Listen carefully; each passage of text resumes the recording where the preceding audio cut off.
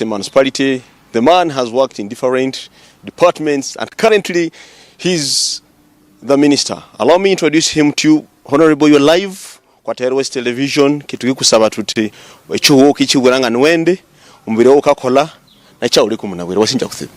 Yes, Kabbyanga Godfrey Baluku Chime.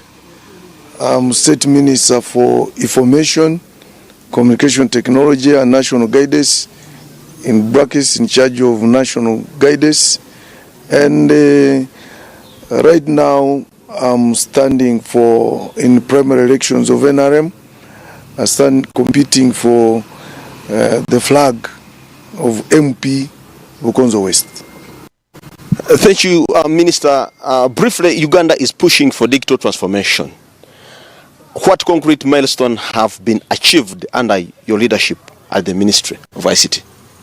I think under our leadership as ministers at the Ministry of ICT, obviously I also want to inform our viewers that the senior minister is Dr. Chris Wariumusi. And I also have my colleague, State Minister, Honorable Joyce Sebugwao. And during our leadership, first of all,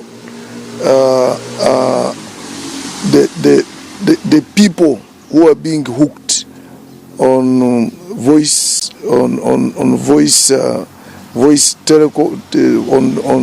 telephones have increased. Mobile phone users have increased.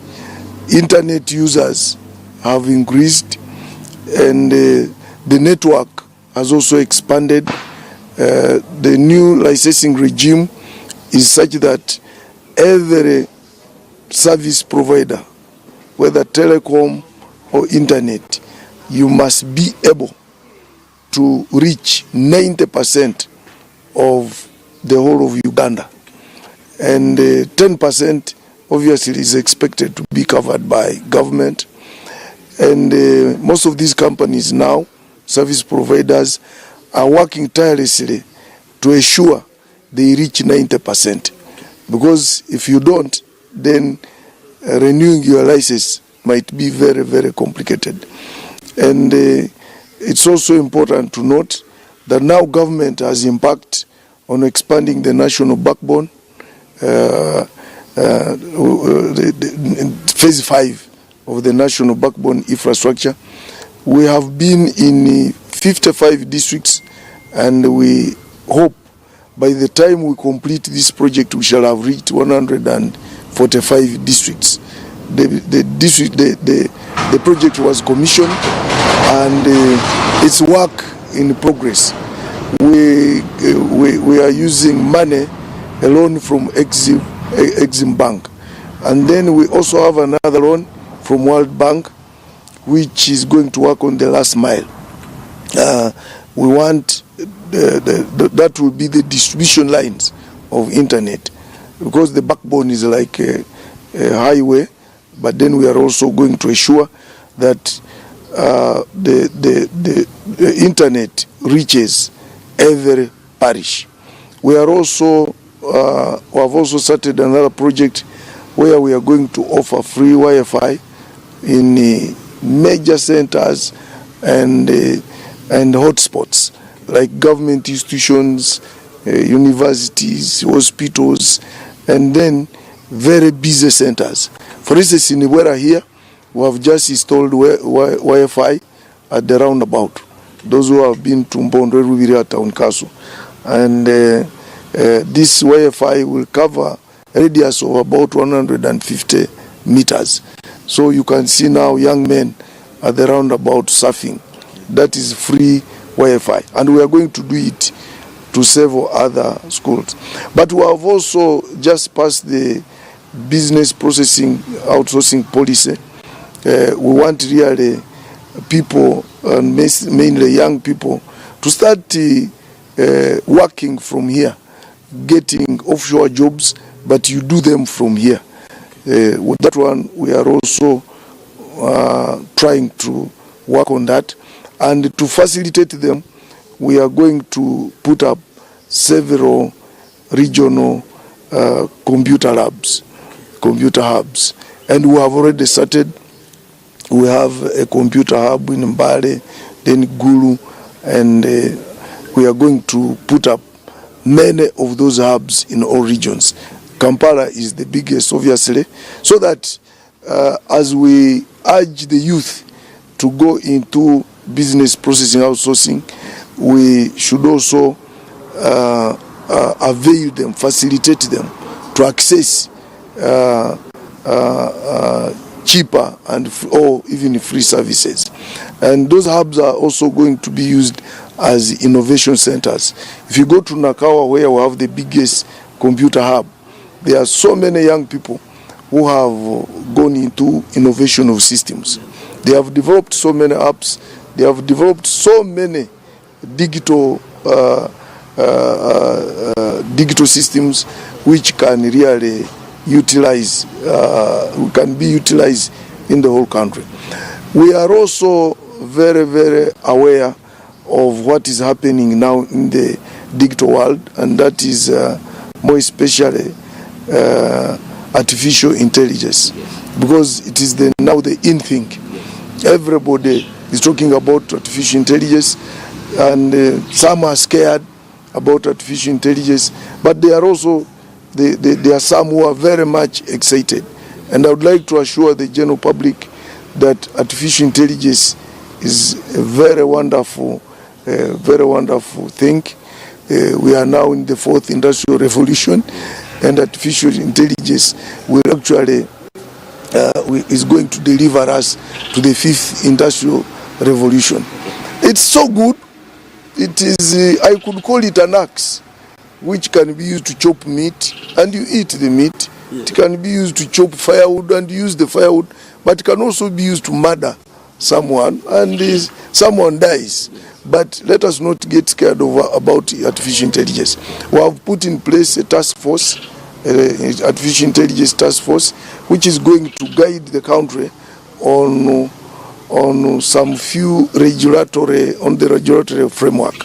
So we are not scared of it, but we are going to put in place safeguards so that it's not really misused, because we have already seen how it's being misused, but we have also seen how it is being used to develop several systems. Yes. Like recently there was a conference in Kampala.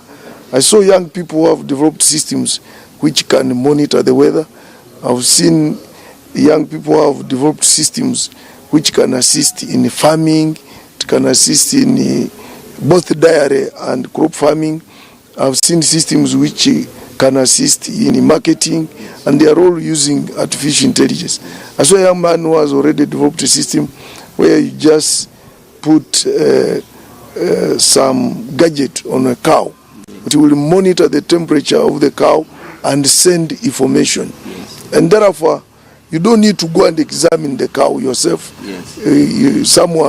Your veterinary officer will be monitoring how that cow is doing, and he can even tell you now this cow needs this and that. It's really a very wonderful system.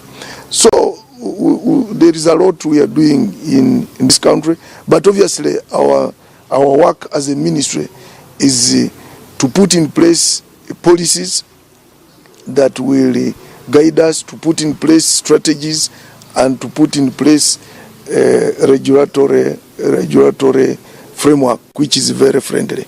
But Uganda's digital world is private sector led.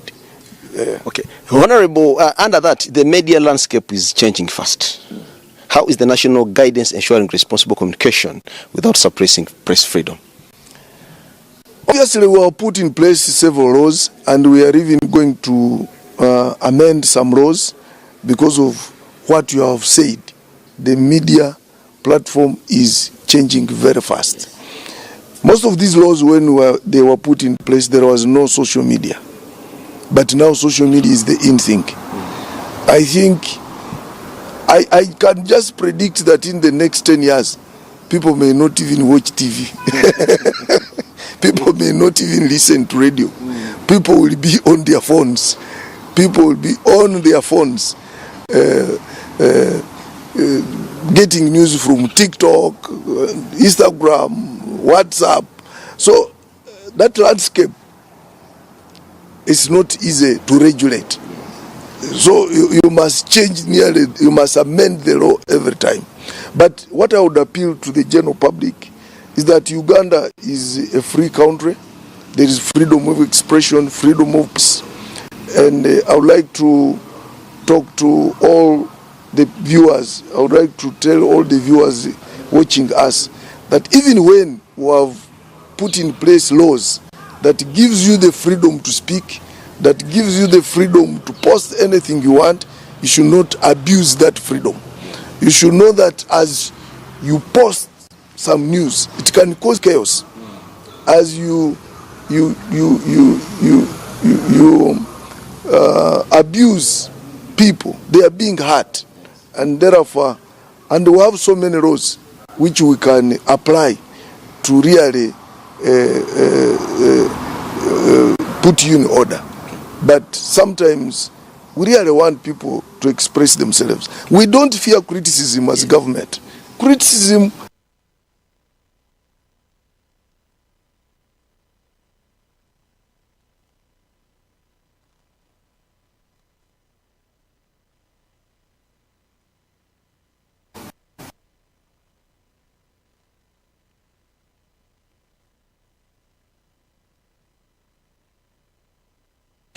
about politics and leadership as a government leader and MP candidate. Many youth feel excluded from national decision making.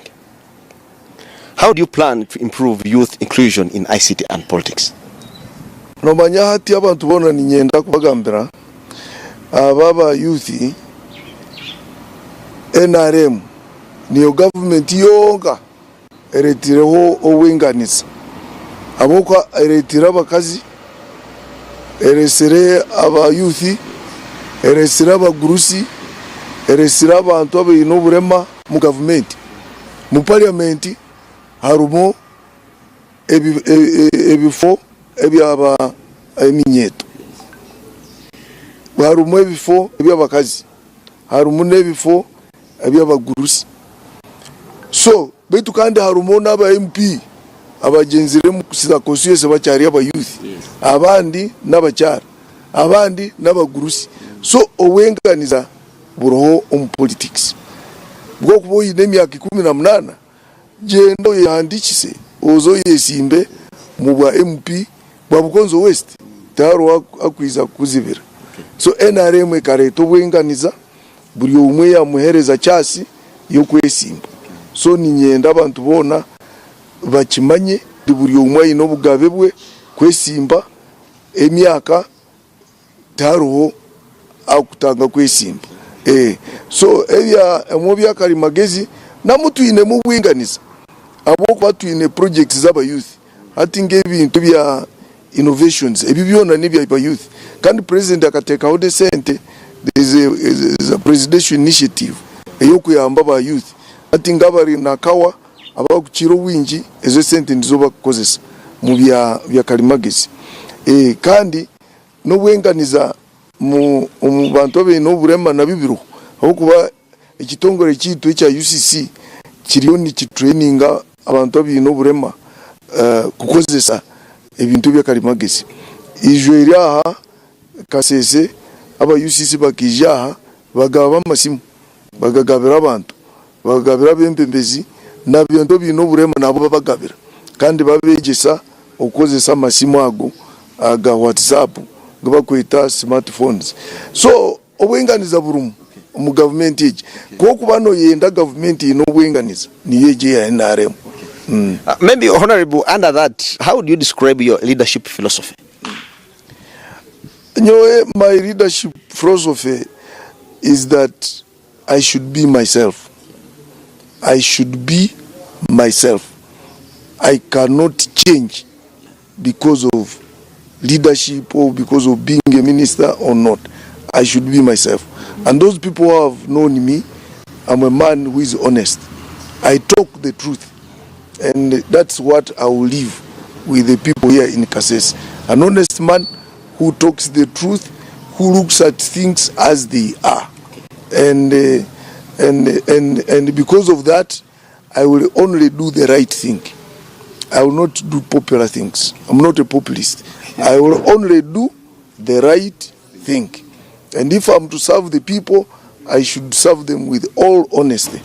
If you come here and say, there is a bridge here, you go and say you're going to build the bridge, that's when we can give you, we can vote for you. I will say, no, I will not manage the bridge because I don't have money.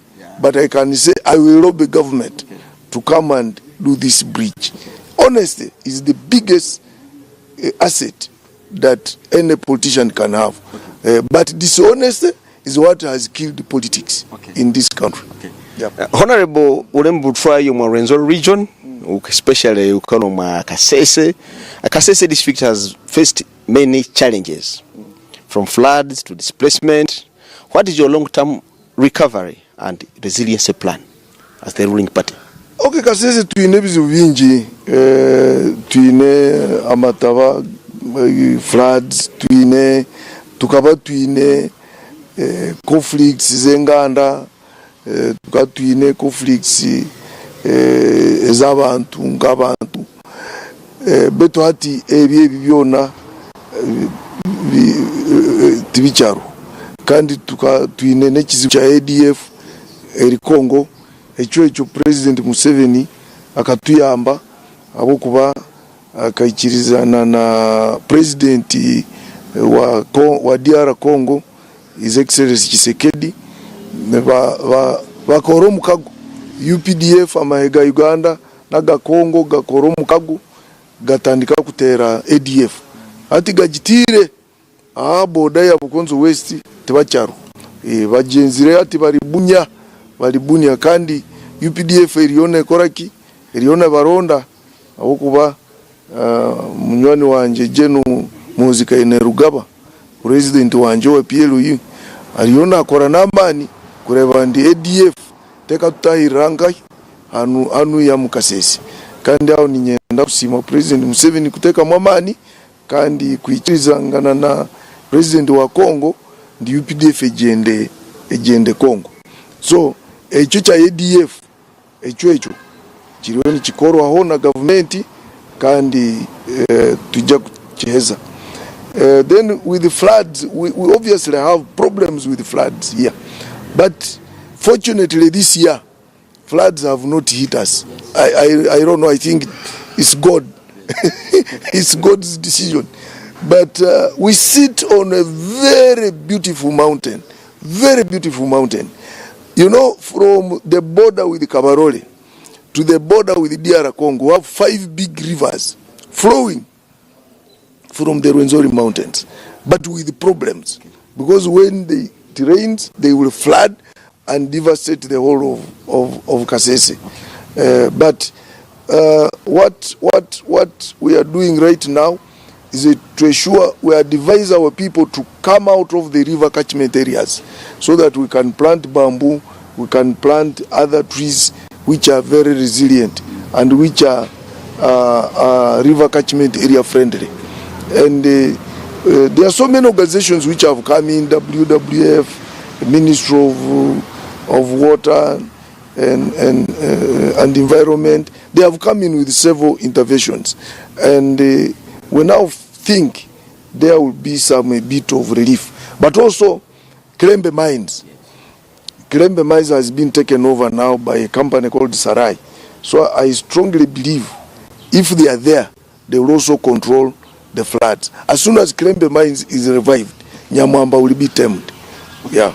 Honorable, now talking about your political journey, now about the politics. If elected as an area member of parliament for this constituency, what are the 3 priorities that will define your first year in office? My major priorities will be improvement of household incomes. And then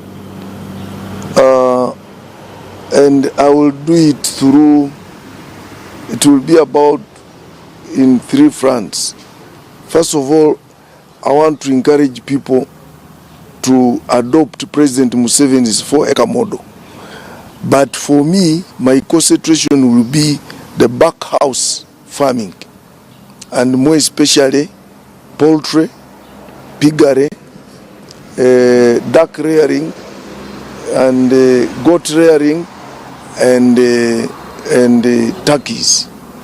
Why? Because there is a market in Congo.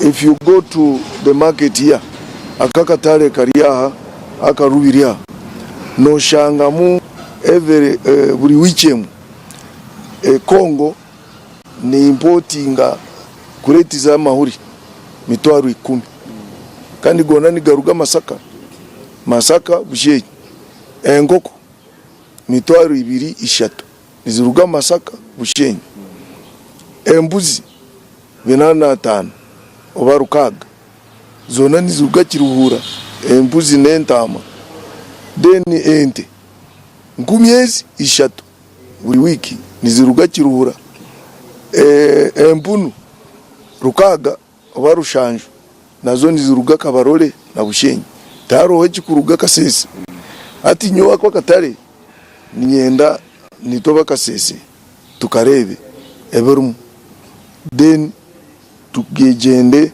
mukutunga. Maybe Honorable, as we are winding up in 2 to 3 minutes, omulangiri w'ekini Batayar West akanza Ermenya in case akalulu kama ni ndandeke wanganaso ndiye withimbira naye akalulu. You know, we are now in a family of NRM. This constituency is already in the hands of FDC. Me, you have seen on my t-shirts, Mission 2026. Mission 2026 is all about getting FDC from Parliament and sending their NRM. Not necessarily Kabbyanga, but sending their what? NRM. And people should get that.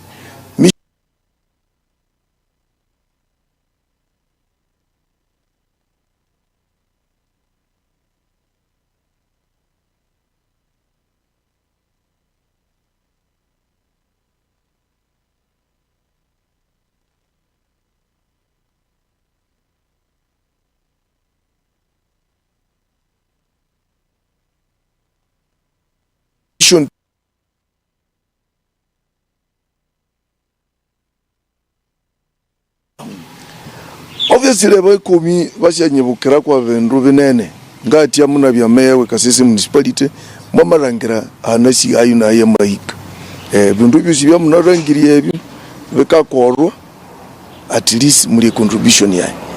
I really struggled to get that USMID money, even when some leaders think they are the ones who have done it. Yes. But this town, the way it was a long struggle, and I think people should remember me for that.